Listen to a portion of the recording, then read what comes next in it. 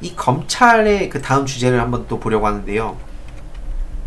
이 검찰의 이 하극상, 한마디로 이 끈떨어진 검찰의 그 어떻게 보면 진짜 처절하다고도 부를 수 없는 그 민낯 한번 같이 보도록 하겠습니다. 검찰 하극상, 끈떨어진 조폭들의 잔망스런 반란. 네, 더블리핑의 그 또 소식인데요. 검찰의 파벌은 크게 학연, 지연, 근무 분야로 나뉜다고 합니다. 학연은 다들 아시겠지만 그럼 뭐 스카이, 지연은 뭐 서울과 영남, 근무 분야는 특수, 기획, 공안통 등이 알려진 대표적인 그 분야죠. 이 파벌에 속하지 않은 검사들이 개인의 능력, 개별적인 친소관계 혹은 안배 형태로 요직을 타고 오르기도 하지만 궁극적인 주류는 결국 이 파벌들에 의해 결정됩니다. 그래서 뭐 한창 뭐 여러가지 뭐 고소형 얘기도 과거에 MB 때 나오고 했었죠. 그래서 문재인 대통령이 윤석열 총장을 신임한 데는 그가 특정 파벌에 치우치지 않을 것이라는 기대가 있었는데, 윤석열도 나름대로 대검 중수 1, 2과장을 거치고 중요 사건을 담당하는 등 요직을 거치긴 했지만 대부분의 경력이 검찰 주유와는 거리가 있었기 때문입니다. 그러나 윤석열에게는 근무연이라는 독특한 계보가 있었습니다. 함께 근무한 2년을 뜻하는 건데요. 이거는 뭐 계보나 파벌보다는 정관예우를 비롯한 사건 처리와 관련된 아무 미시적인 관계에 작용하는 것이지만, 윤석열에 이르러 근무연은 일약 계보로 격상됐습니다. 윤석열과 함께 근무한 인연이 있는 검사들은 꽃길만을 걸어왔던 기존의 주류 검사들과는 또 다른 속성이 있었는데, 윤석열과 근무했던 검사들에게는 영광뿐만 아니라 곡절도 있었기 때문입니다. 다들 아시겠지만 뭐 그 대표적인 게 바로 그 박근혜 전 대통령 때였죠. 박근혜 전 대통령이 어떤 그 신념을 가지고 뭐 수사를 한 게 아니라 그 MB와의 그 사이가 굉장히 안 좋았기 때문에 그 노선이 달랐기 때문인 거죠. 아무튼 그 곡절을 함께 겪은 인연은 영광만 함께 누린 인연보다 훨씬 강력한 밀착도와 결속력을 가집니다. 그 윤석열 서울중앙지검장 발탁을 전후해서 박형철을 청와대 반부패 비서관으로 임명하고 소윤으로 불리던 윤대진을 법무부 검찰국장으로 중용하면서 윤석열과 가까운 핵심 사람들이 검찰 포스트에 배치됐죠. 그 이들의 공통점은 바로 앞서 말씀드렸듯이 박근혜 정권에 의해 인사불이익을 당했던 경력이 있는 사람들입니다. 이게 바로 그 윤석열 패거리의 본격적인 시작이었는데요. 이들은 겉으로 정권에 충성하지 않는다는 자부심을 내세우고 있었지만 그 실체는 정권은 유한하되 검찰은 영원하다는 검찰지상주의였습니다. 그래서 그들이 국가의 중심이면서 그들이 국가를 지키고 이끌어 나간다는 도착적인 사고방식이 그대로 드러나 있는데, 이들은 헌법정신, 법과 원칙을 입버릇처럼 내세웠지만 오로지 그들이 가진 검찰지상주의적 사고방식을 포장하는 외피에 불과했을 뿐 수사 행태는 헌법정신과 법과 원칙에서 멀어도 한참 먼 것이었죠. 이 지상주의적 관점에서 보나 이번 1월 인사를 통해 검찰의 요직으로 임명된 인물들은 그 집도 절도 없이 정권의 뒷배만 지니고 있는 외부 점령군에 불과했습니다.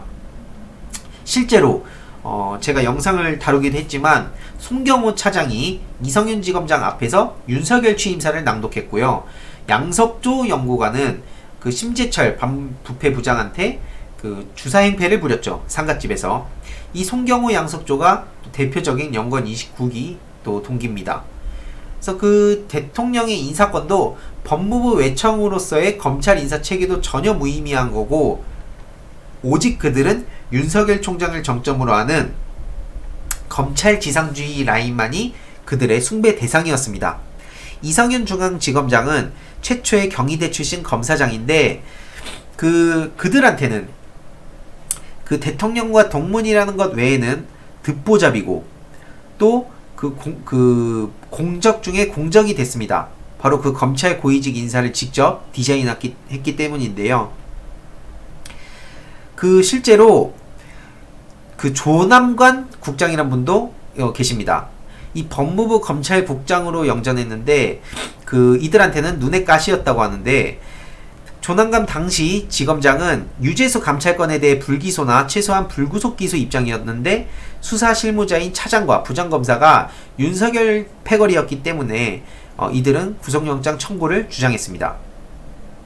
그래서 실제로 조남관 국장도 그 과거에 조국 전 장관에 대한 구속영장 청구를 놓고 수사 실무진들에 의해서 상갓집 주사 행패 수준의 수모를 겪은 것으로 알려졌습니다.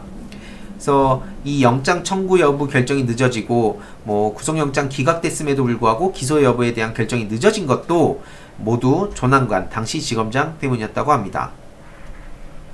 그나마 이성윤 지검장이나 조남관 국장은 이런 인연이라도 있지만 다른 인사들은 그마저도 없는 정치적으로 무색무취이면서 검찰 내 파벌로 봐도 주류라고 할 수 없는 특색 없는 인사들이었다고 합니다.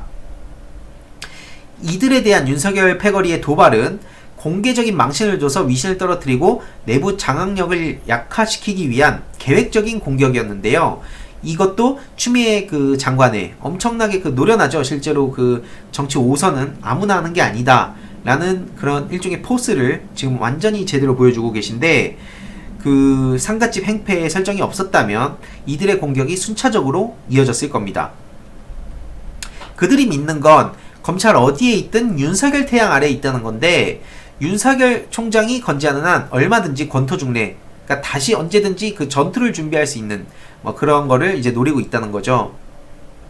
과거에 문재인 대통령께서 그 신년 기자회견을 하셨죠. 그때 윤석열에 대한 신임 여부를 묻는 질문에 국민으로부터 비판을 받고 있는 검찰의 조직 문화라든지 수사 관행 이런 부분을 고쳐나가는 일에까지 윤 총장이 앞장서 준다면 국민들로부터 훨씬 더 많은 신뢰를 받을 것이라며 부드럽게 얘기했습니다.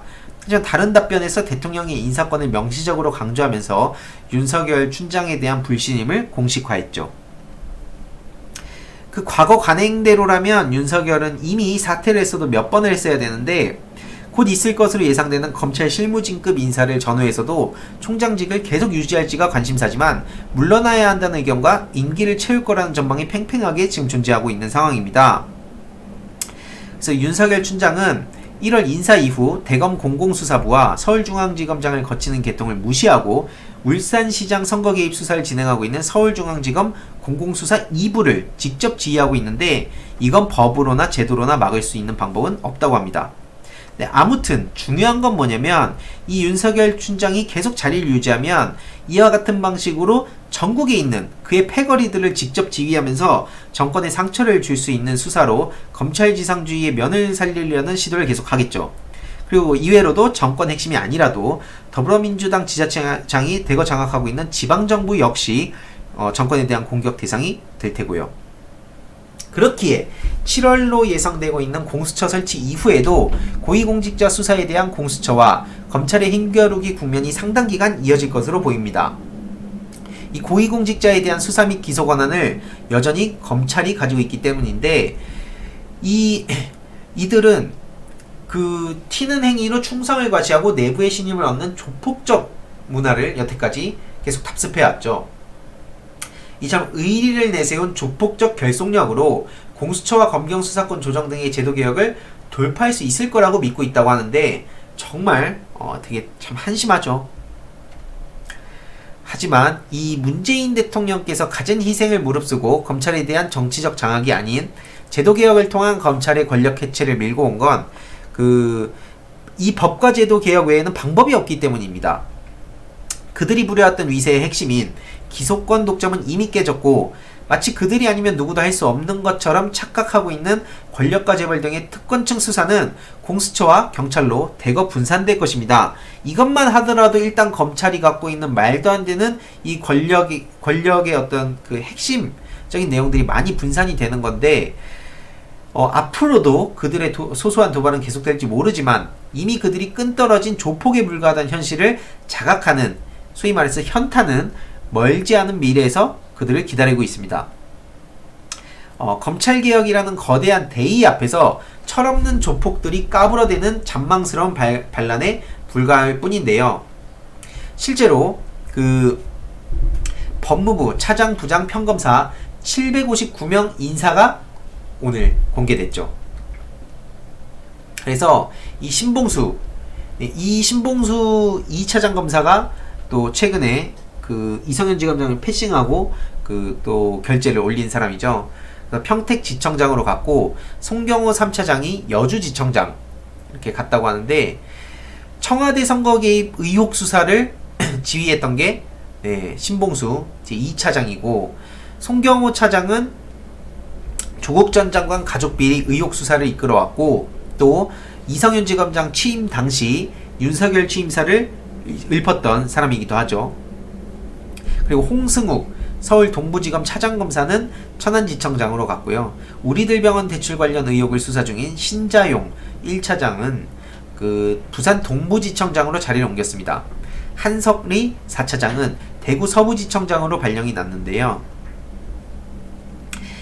이 상갓집 추태 사건의 당사자인 바로 양석조 선임연구관은 대전고검검사로 갔고, 또 조국 전 장관 일가 수사 실무 책임자였던 고형곤 반부패 수사 2부장은 대구지검 반부패 수사 부장으로 전보됐습니다. 하지만 김태은 서울중앙지검 공공수사 2부장과 유재수건 수사 담당인 이정섭 서울 동부지검 형사 6부장은 유임이 됐다고 합니다.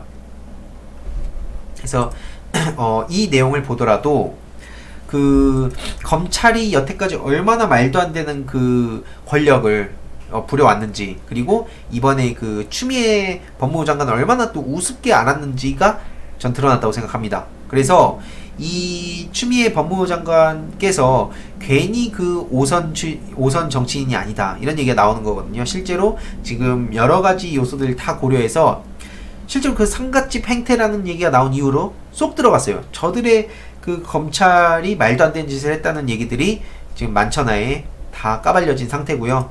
그런 상황에서 검찰이 이제 앞으로 뭘 할 수 있겠습니까? 게다가 이제 윤석열 춘장은 뭘 할 수 있겠습니까? 그저 저들은 이제 정말 스스로의 명을 진짜 단축시켰다고 생각합니다.